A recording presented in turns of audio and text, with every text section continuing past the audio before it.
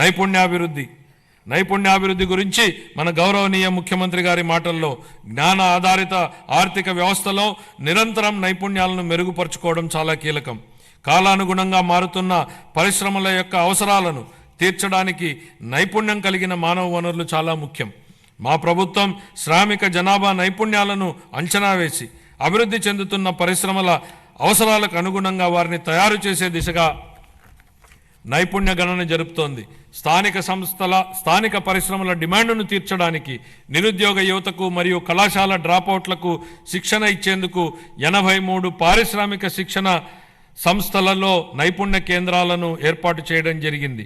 ప్రధానమంత్రి జన్ వికాస్ కార్యక్రమం కింద అల్పసంఖ్యాక వర్గాల వారి కోసం ప్రత్యేకంగా 4 కొత్త పారిశ్రామిక శిక్షణ సంస్థలను ఏర్పాటు చేయడానికి ఇప్పటికే ప్రతిపాదనలు చేయడం జరిగింది.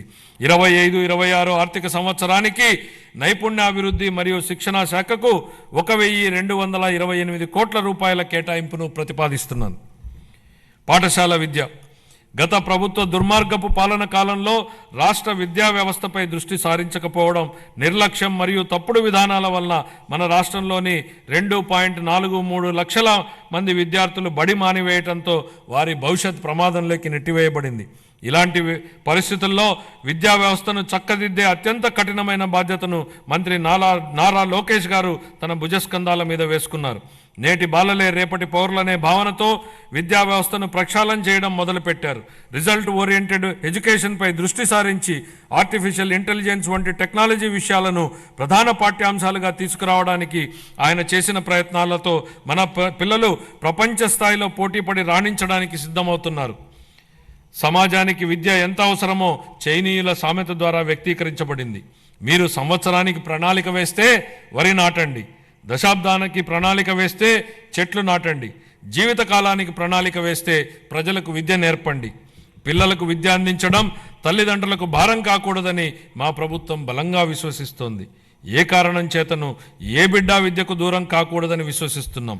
ప్రతి తల్లి తన పిల్లలను పాఠశాలకు పంపేలా ప్రోత్సహించే లక్ష్యంతో మరో సూపర్ 6 హామీని అమలు పరిచే దిశగా తల్లికి వందనం పథకాన్ని ప్రారంభిస్తున్నాం. 25-26 విద్యా సంవత్సరం నుంచి ఈ పథకం కింద 15,000 రూపాయల ఆర్థిక సహాయాన్ని అందించుతున్నాం.